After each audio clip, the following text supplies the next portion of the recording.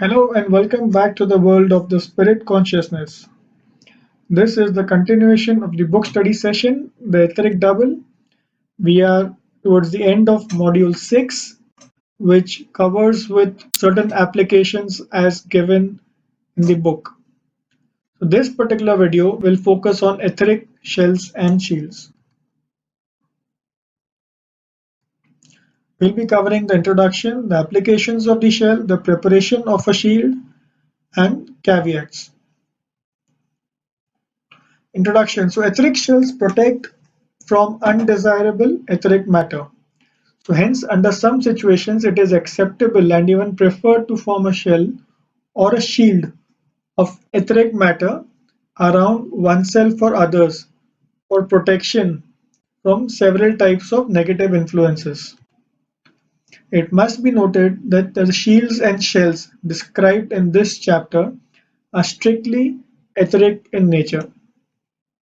They have no impact or influence on the mental or astral plane.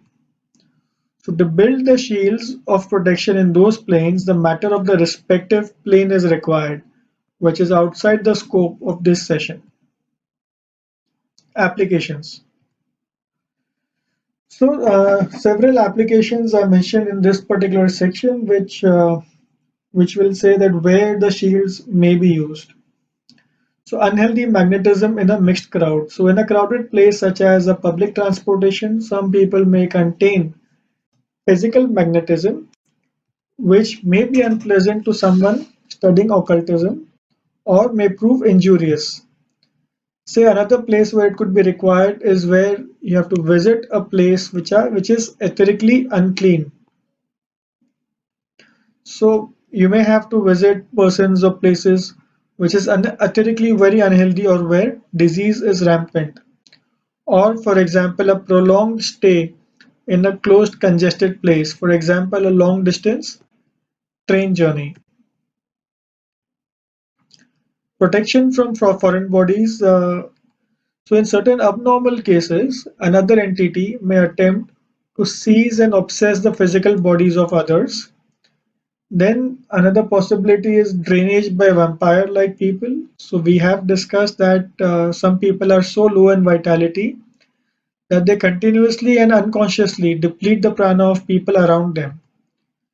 So this absorption is not unfortunately limited to the leftover prana which is emitted, in which case such absorption would be pretty harmless. But such people often absorb large amounts of prana from those around them. So the rose-colored particles are pulled out from the victim's system even before the pranic content can be absorbed. So a person who has well-established vampire tendencies can eventually drain a person of all the strength within a few minutes. So the vampire himself does not gain by absorbing the prana of others. Their own system wastes away what is taken without a proper absorption. In such cases, prana leaks through many pores of the body instead of any one portion. Such an individual requires a mesmeric treatment immediately. However, one has to protect oneself against such people. So treatment is done to prevent the excess leakage or suction of prana, and treatment is given with a highly regulated quantity of prana. So that just enough is given to the individual's etheric double so that they can absorb it and emit the normal amount of prana back. Another place where shells can be used is when people are very sensitive. So some people have a tendency to actually reproduce the diseases and symptoms of others within themselves. So there are other kinds of people who are adversely affected by the incessant vibrations of various types in a noisy city. So some people may suffer merely by shaking hands with others. So in such cases, a temporary shield can completely protect the hand and arm from the entry of unwelcome etheric matter. Shielding against fire. So there are specific shields which can be utilized for protection against fire. though creating a shield of such use requires a much high knowledge of practical magic. So the thinnest layer of the etheric shield can be made to resist the heat and be spread over hands, feet, or hot stones used in fire walking ceremonies. This is still prevalent in some parts of the world. So shells can be used even to retain astral impulses gained during sleep. So the dreams are an activity of the etheric brain, which plays an important part in dreams. So the etheric brain is the hub of all creative imagination, and it derives its creativity from external occurrences and internal pressure from the cerebral vessels. So it picks up materials from the physical brain and then plays with it, rearranging it, detaching it, making several combinations, etc., resulting into a dream. The dreams caused by the etheric brain, therefore, are often dramatic in nature. So the experiences of the self mix with the thoughts of the etheric brain, thus preventing experiences from entering the sleeping etheric brain. So if you have an etheric shield, the experiences of so the etheric brain will not be impacted by external thoughts. The experiences of the self can actually go through. So forming an shell before sleeping may help in passing the experiences through the ego into consciousness upon waking up. So etheric shields can also be used to protect the brain from unwholesome thoughts. So when the brain is idle, it allows the flow of all kinds of thoughts floating in the vicinity into itself. Hence, it is always advisable to keep the brain useful in useful thought processes while awake to protect it from negative influences of thoughts from outside. While asleep, however, the etheric brain is quite more vulnerable to external negative thoughts.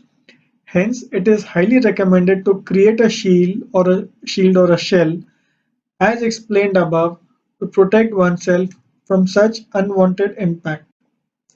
So in some situations, one can build a shell on to keep away only specific influences instead of shielding the whole body. So the preparation of a shield.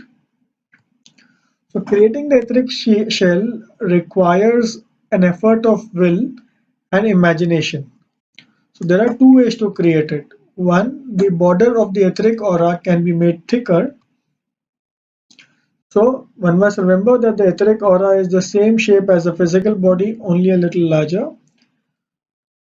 So another approach is a roughly oval-shaped shell of etheric matter can be created from the surrounding atmosphere.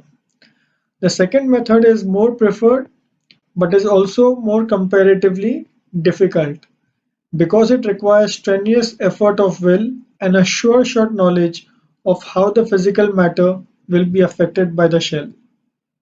So temporary local shields may also be prepared with will and imagination to protect oneself from possible localized ingress. Now the caveat. So in all sorts of situations stated above, it is very advisable to make use of an etheric shell to protect oneself and one's prana. However, one must know that the etheric shell does not permit external etheric matter to enter and certain harmful internal etheric matter to exit. So while setting up etheric shield for protection during sleep, one must ensure that the etheric shell should be made up of etheric matter and not astral matter. So in a particular case, the individual created a shell made up of astral matter, and as a result the physical body remained unprotected while the consciousness could not receive or relay anything. The shields and shells mentioned in this chapter are strictly etheric in nature, and they have no impact on influences in the mental or astral planes. To build shields of protection in those planes, the matter of the respective plane is required. So that brings us to the end of module 6. The next module will be module 7, covering mediumship and ectoplasm. Look forward to see you there. Thank you.